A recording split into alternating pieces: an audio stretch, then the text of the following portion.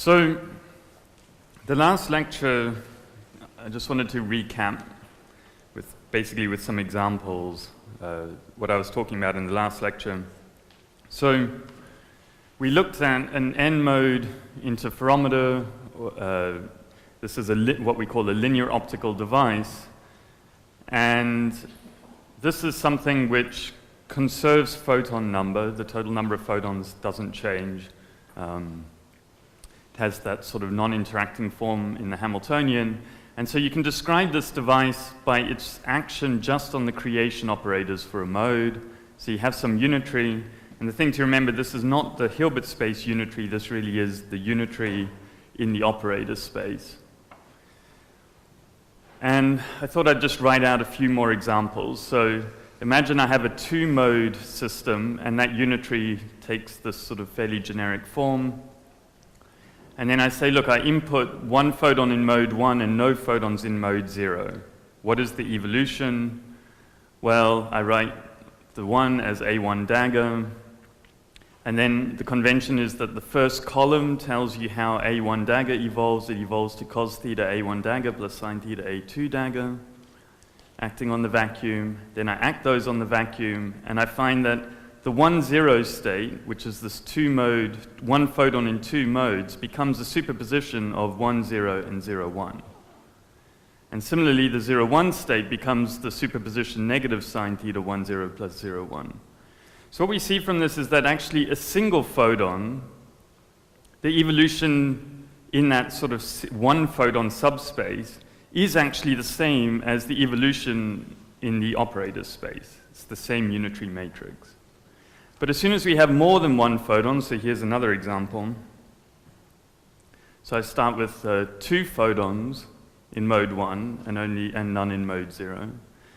Then I have A1 dagger squared acting on the vacuum over this normalization factor. Now I say, well, I'm going to evolve the 2 photons through that same unitary interferometer. So I take the first column of U, cos theta, sine theta, put it in here, expand out this expression, remembering that A1 dagger and A2 dagger commute with each other. So actually working out how these things behave is just a game of playing with polynomials. There's nothing sort of non-commuting going on.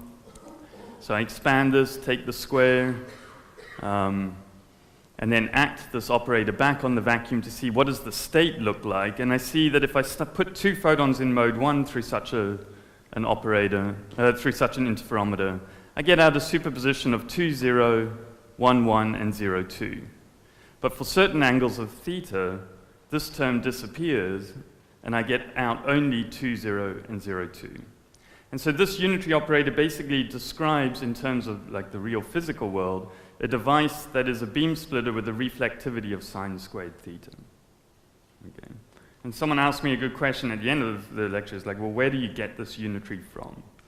And you can actually derive these, find these unitaries rigorously by solving Maxwell's equations. It's sort of an interesting feature of photonics that we can solve the classical theory of light and find out what these unitaries are exactly. Anyway, I don't have time to get into that.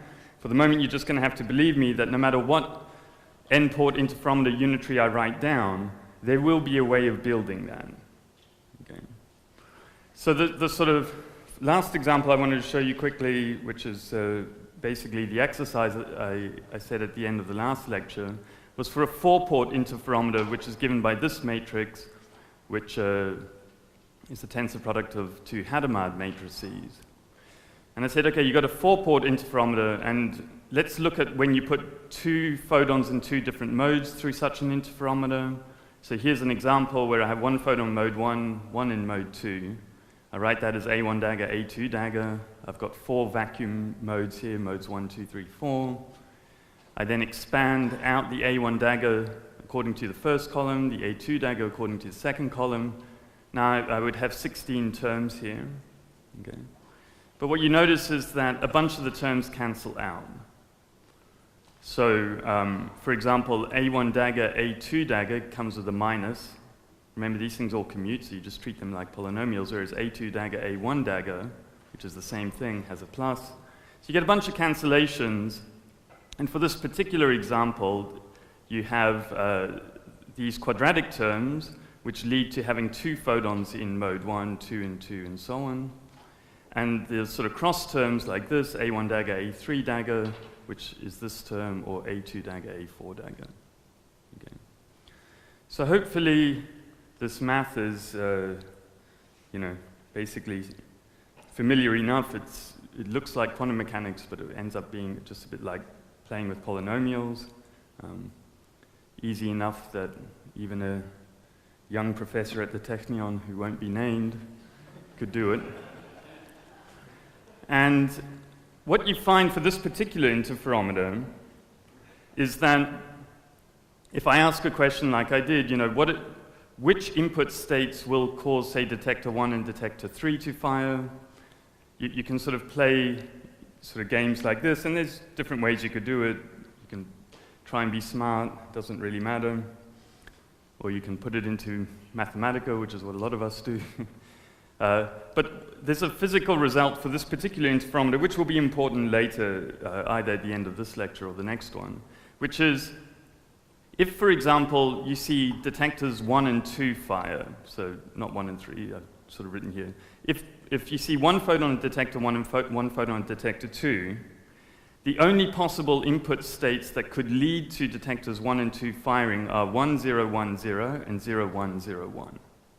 So the other 2 photon states, like 1, 1, 0, 0, will not cause detector 1 and 2 to fire, and you can see that here. There's no term in this superposition which will cause both detector 1 and detector 2 to fire. This will cause detector 1 to see 2 photons. This will cause detector 1 and detector 3 to fire, but you will not see a single photon at 1 and a single photon at 2. Okay. So this is a sort of, in-word summary of the math. And in fact, what you find is that if detector 1 and detector 2 fire, it's equally likely that someone input 1, 0, 1, 0 or 0, 1, 0, 1. The amplitudes are the same.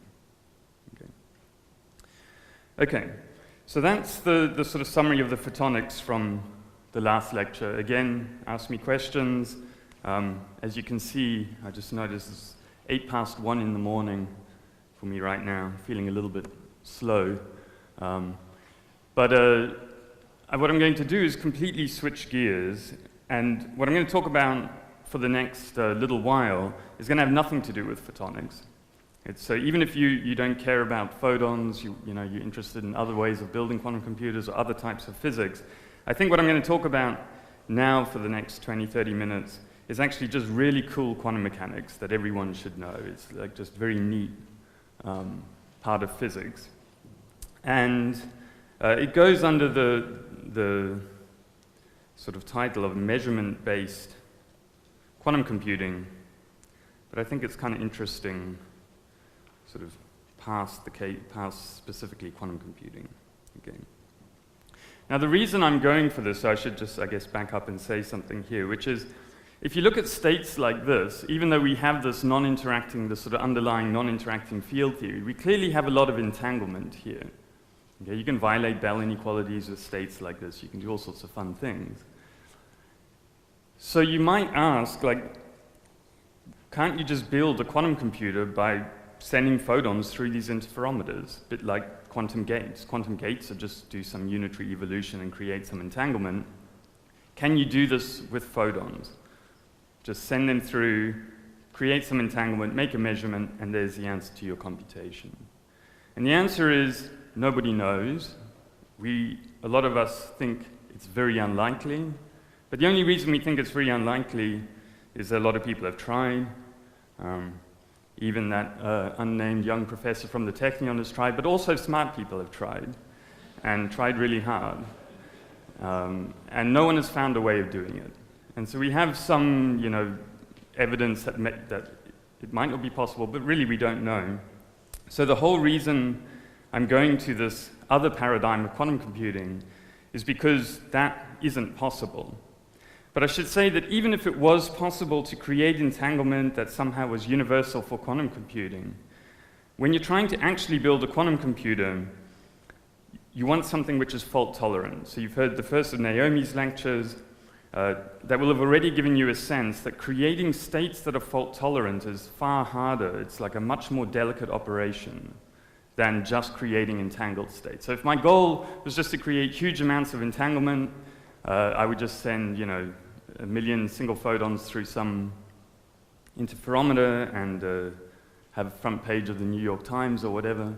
But that's not our goal. Our goal is to actually build a quantum computer, not just to make a noise about building a quantum computer, which means we've got to construct very specific fault-tolerant types of entangled states. And so, so even if we manage to answer this question, it'll still be, I think, a big question as to whether doing universal computation by sending photons through interferometers is fault-tolerant. Okay, so that's the sort of motivation, at least from the photonic side, why do you think about this completely different paradigm of quantum computing? So just to compare the two paradigms, here is a picture of my Hilbert space of n qubits. And how do you view a regular computation as a sort of, at a very high level, is, well, you start off with some state here that's typically unentangled. So it's like a product state of, you know, computational basis inputs. And then we do some evolution that's nice and smooth and continuous to some final state psi. And this thing is entangled, typically. It doesn't have to be, but typically is. And we represent that evolution by gates. Single qubit gates, 2 qubit gates. So this is time. We start with some qubit inputs like this, and then we do some measurement here, and we read out the answer to the computation. Okay. So that's the standard view of what quantum computing is. This measurement-based approach is a little bit different. So in the measurement-based approach, we start off with the Hilbert space. It's actually typically on some number m that's greater than n, but not much greater, still sort of polynomially greater. It doesn't require very much larger number of qubits. And in this approach is really different. In this case, we start off with a state that is highly entangled. Okay. Has a lot of entanglement. It's the same state, regardless of what computation we're running, what algorithm we're doing, we have this fixed initial state, sign on. So here it is, I've got this entangled state, here's all these qubits, all highly entangled with each other. And now I do the computation by, I pick one of those qubits and I make a measurement on it. And so it doesn't interact with any other qubits. This is a qubit that's well separated. There's no interaction between between this qubit and all the other ones. But you know what our forefathers in quantum mechanics told us is that when you do a measurement, you change the state. So we had this highly entangled state, and we like instantaneously in this sort of jagged instant motion collapse it to some new state. Let me call it psi 1. Okay, collapse.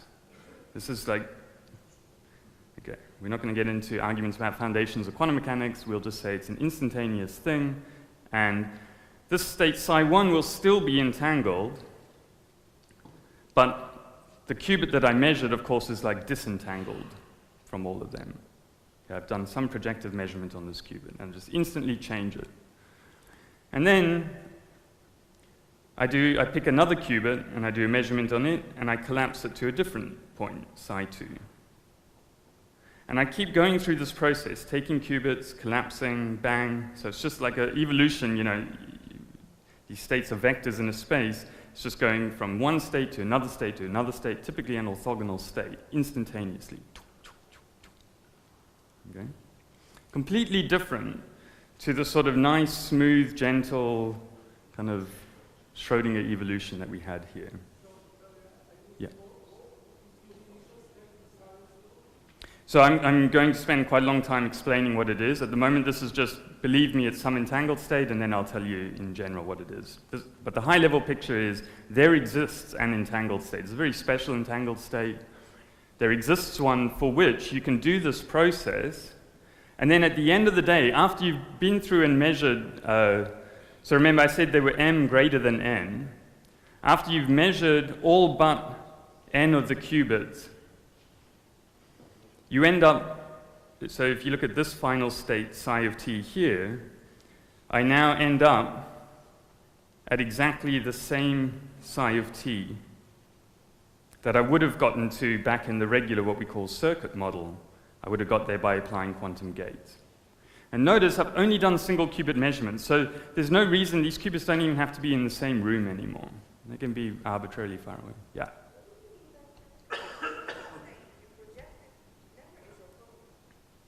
No, on the cluster state, most of the computation, you actually keep collapsing to states that are orthogonal to the initial state. Right?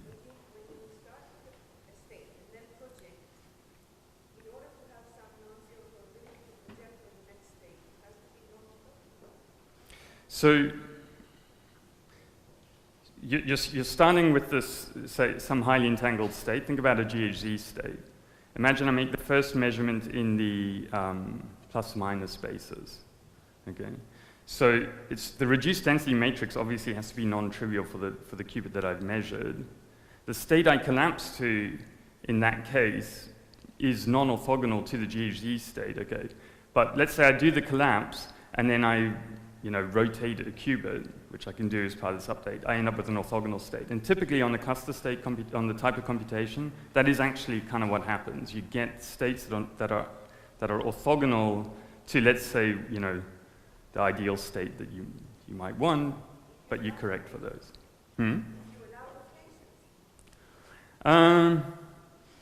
If you allow rotations, which, yeah, I'm going to play the simplest version of this game, in which I don't rigorously say that everything has to be done without single qubit rotation. But yeah. So it's a little bit miraculous, and you need to understand, obviously, two things. One is, what is that initial state? What is this psi 0? And then how do I encode, take this sort of circuit that I had here from the regular approach and turn it into a bunch of single qubit measurements. Here, I really needed interaction between those qubits. I had to do 2 qubit gates. Now, I'm not going to do anything that interacts them. I'm just going to make these single qubit measurements. And so before I explain this part, the how you define psi 0 and how you choose the measurements, I should just say that it should already disturb you that I've built this computation from a whole bunch of instantaneous processes. Because then the natural question is, why can't I just do the whole computation instantaneously? Okay. If collapse is an instantaneous thing, why don't I just measure them all straight away? And the answer is that, well,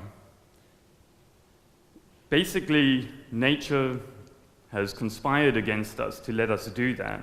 The only way we know of doing this, and I'm pretty sure you can't get around it, involves the measurement at the second step. So the measurement I do at this step, depending on which outcome I got at the first step.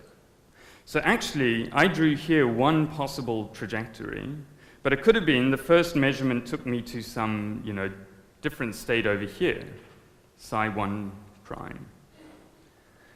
And now I would have had to do a different measurement at step 2 that would have taken me to, some psi 2 prime, and so on. And so one of the sort of miracles of this approach is that it is possible to choose those measurements so that even though the outcomes of the measurements are non-deterministic, you're just getting random outcomes of measurements, somehow it's possible to put them all together in such a way that the other trajectory here ends up at the same final state. Okay. And so there's actually many of these measurement trajectories, because here I said, okay, these two differed at the first step, but they could, at every step you're getting a random outcome, so you have to change what measurements you do on these qubits. Yeah?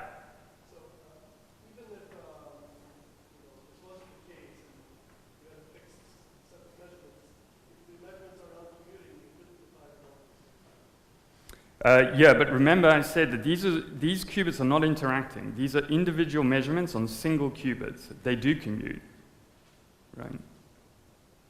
So it's really sort of, it's actually important for, for trying to do this with photons, that is the case.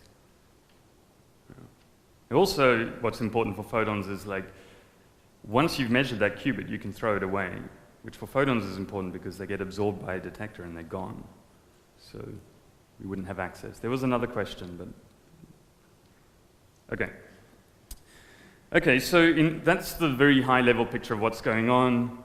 In the space of these lectures, I'm not going to be able to get through a full description of it, but I'm going to give you the flavor with a sort of, I think, a very representative example of how this thing works. Okay. So we're going to look at an example which in the circuit model would involve a quantum circuit where you started with a qubit in the state plus, the 0 plus 1, okay? And you did a rotation around the z-axis of some angle alpha, a Hadamard gate, a rotation around the z-axis of a different angle beta, and another Hadamard gate, and then you wanted to measure it. Okay.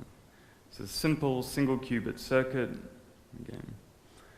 And this is time, and here you know why the computation takes time. These gates don't commute. You can't even do a unitary any faster than some physical limit to do with the spectrum of the qubit and things like that. Okay. So what I want to explain is how in this other paradigm, in this measurement-based MBQC, measurement-based quantum computing, we do this particular thing. Okay. Obviously, this is not good enough to build a quantum computer, although 10 years ago would have got you a Nature paper pretending that you were building a quantum computer. But nowadays, you need to do 2-qubit gates and so on. But this represents pretty much everything that this new paradigm of quantum computing involves. So the way you do it is that you start with this initial state, psi 0, which is entangled and which has a graphical representation.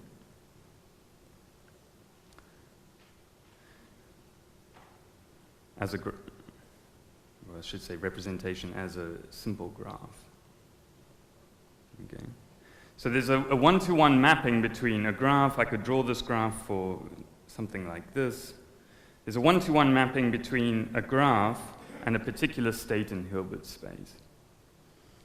And what we're going to do, I'm going to tell you what that state is, but just to tell you sort of how the story works, is this is 3 physical qubits.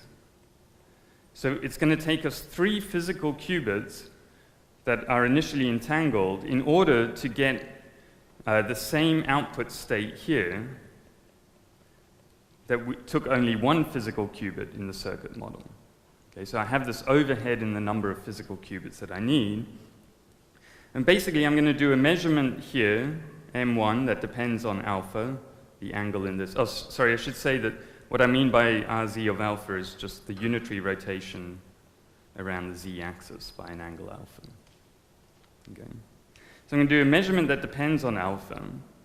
And here I'm going to do a measurement M2 that depends on beta and the outcome of M1 that I'll just call little m1. Okay.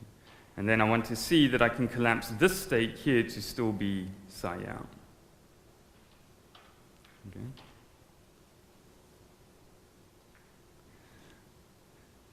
So we now need to know what is psi 0. How do I go from a graph to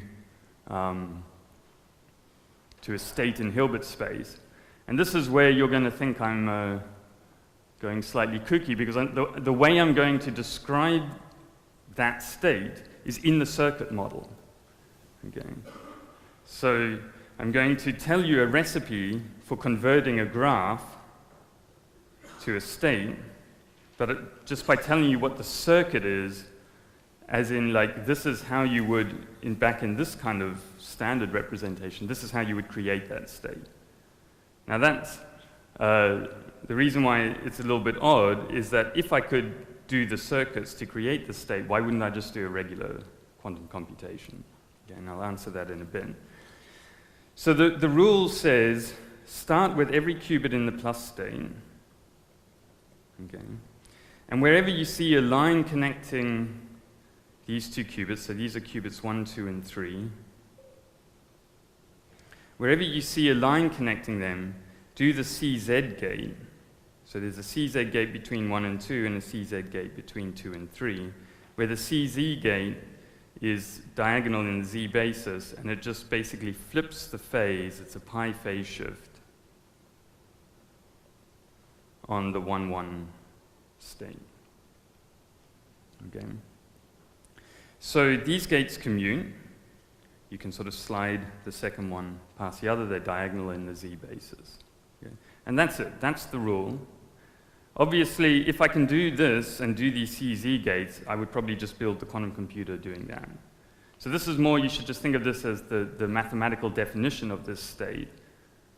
What we want to see, either at the end of this lecture or in the next one, is other ways of building this state, okay, that are more natural for some physical systems than doing circuits, in particular photons.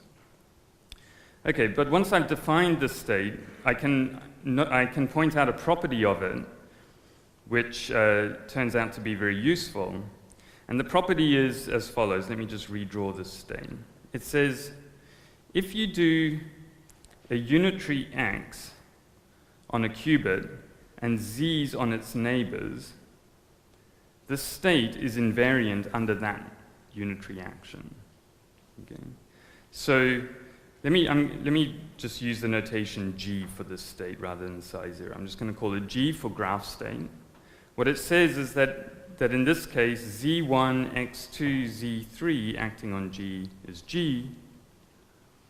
Okay. And you may recognize that as one of the stabilizer relations that Naomi was talking about 2 lectures ago. Okay. And this is true regardless of which qubit you pick to do the Z on, so you could maybe pick an X on this one and then a Z on the one that it's connected to. And so you have another relation that says, like, X1, Z2 acting on G is G. And so in your graph, you can write down, for every qubit, you can write down a stabilizer like this. You can write down n stabilizers. And this is just a mathematical property of this particular state that's useful. Okay. So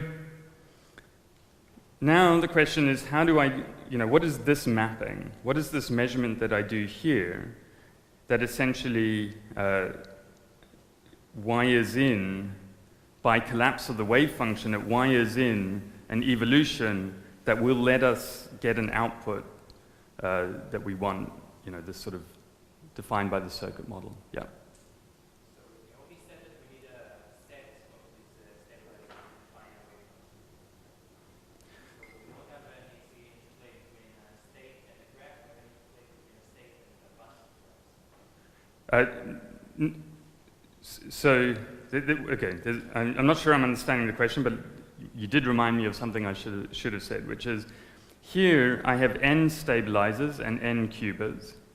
She was looking at codes which are defined with n-1 stabilizers and n qubits. So when you only specify n-1 stabilizers, you get left with a 2-dimensional subspace, which is a logical space. Here, I've defined n stabilizers. I'm left with a 1-dimensional subspace, which is just the state, which is G. I sort of collapsed that out. Does that answer the question? Yeah, thanks. Okay, so what am I going to do now? Well, I've got to choose this measurement, M1 of alpha. And M1 of alpha, this first measurement, is going to be projection onto 2 states, let me call them alpha plus minus, which are just orthogonal states in the Bloch sphere that are rotated by some angle alpha from the plus state, like this. So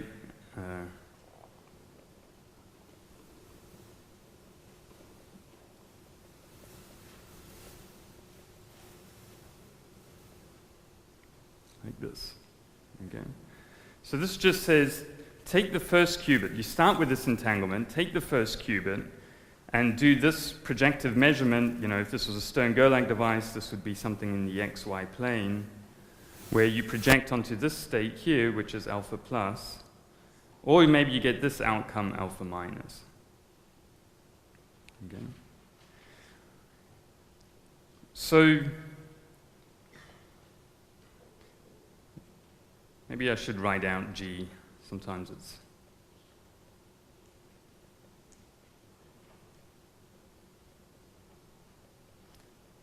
fun to see stuff written in actual Hilbert space. So G starts off as plus, plus, plus. I start off like this, which is the same as this. But then I do the CZ gate between every pair of connected qubits, which in this case means qubits 1 and 2 and 3. So I get a minus sign in front of this term, and a minus sign in front of this term, and then 2 minus signs and a plus in front of that term. So if you just wanted to write out what is this entangled state in Hilbert space, it would be this particular superposition with some minus signs in it. Okay. And now what I've done is I've measured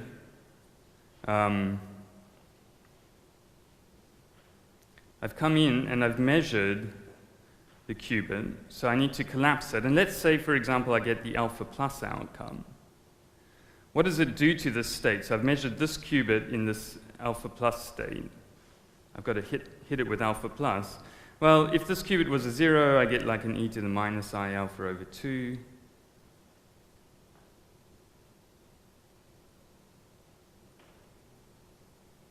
And if it was a 1, I get a e to the plus I alpha over 2.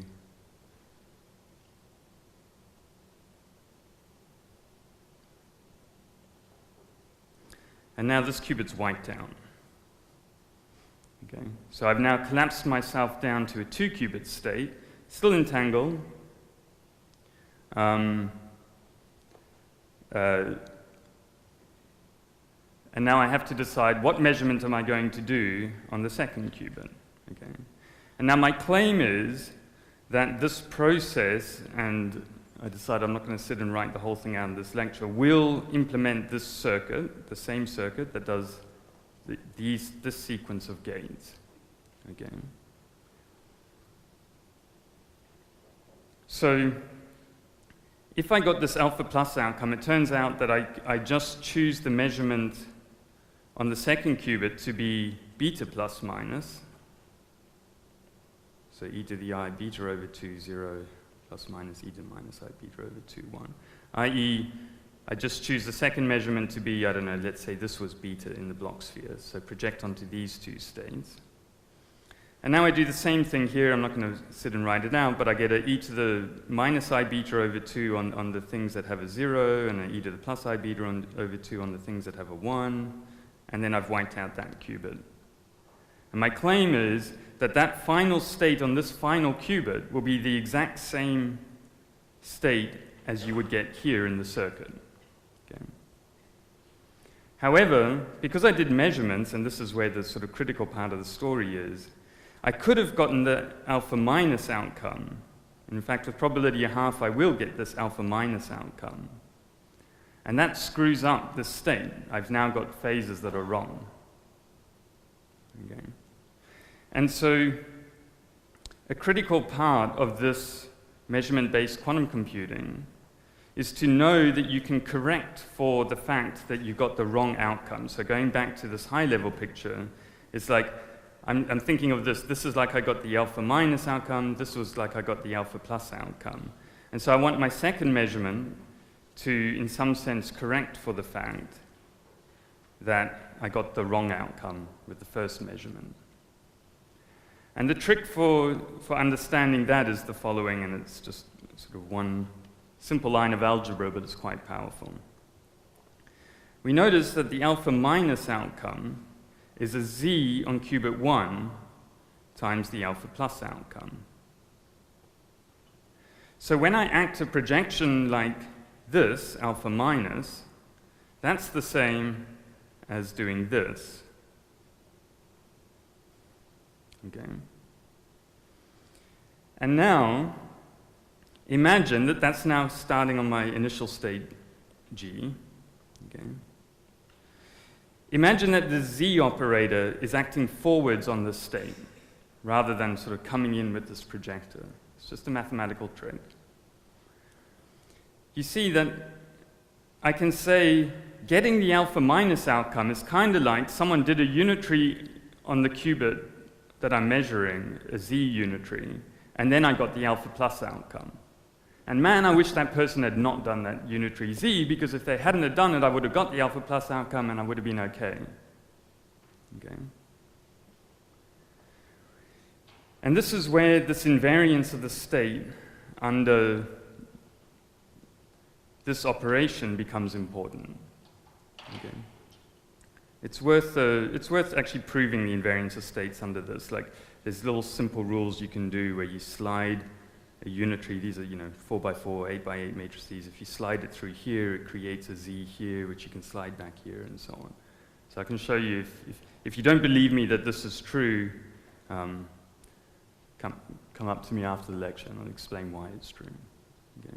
But for the moment, if you just accept that this state is invariant under this, we say, look, this person, this nasty person did the Z operate Z1, Z on qubit 1 before you did the measurement, but you still have qubits 2 and 3. You didn't destroy them in the measurement yet. So just do an X on qubit 2 and a Z on qubit 3. And then it'll be okay. Okay. I see some bemused looks. Who wants me to explain that again? Dorit. Yeah. So the rule, or the way I construct the measurements is that if I did the measurements and got the alpha plus outcome, and then the beta plus outcome, I would automatically on this third qubit collapse it to the right output state. That would be great. But I got unlucky, I got the alpha minus outcome. So I say, that's unfortunate. However, I can interpret getting that outcome as I kind of got the right outcome, but before I did the measurement, a unitary was done on the qubit. Now, if you'd have known that and you still had that qubit, maybe you could undo it, but you can't because you've measured it already. But the state was very specially constructed to be invariant under a product of unitaries like this, so that you can now apply. So you can imagine that this nasty person who decides collapse of the wave function and measurement outcomes does Z1, but you can go and do the unitary X on qubit 2 and Z on qubit 3, and now you can just keep going. Okay.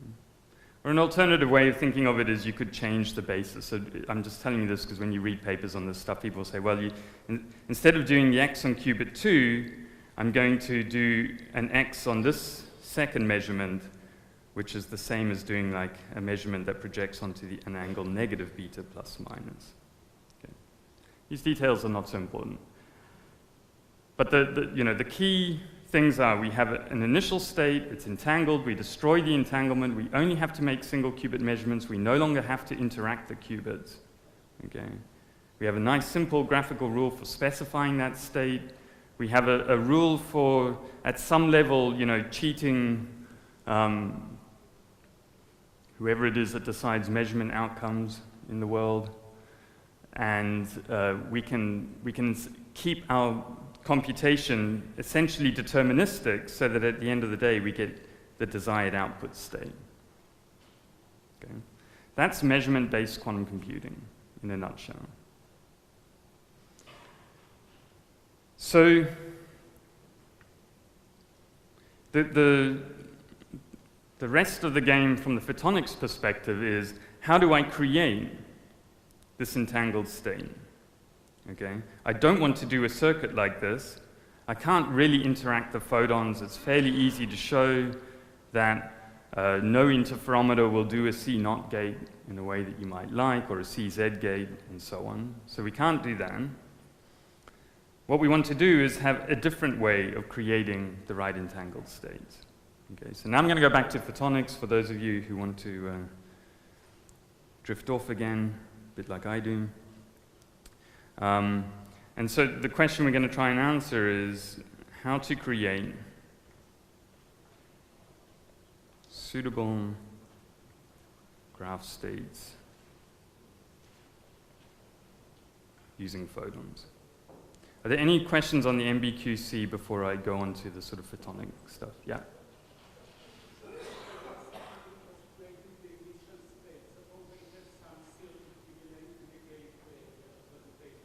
Yeah.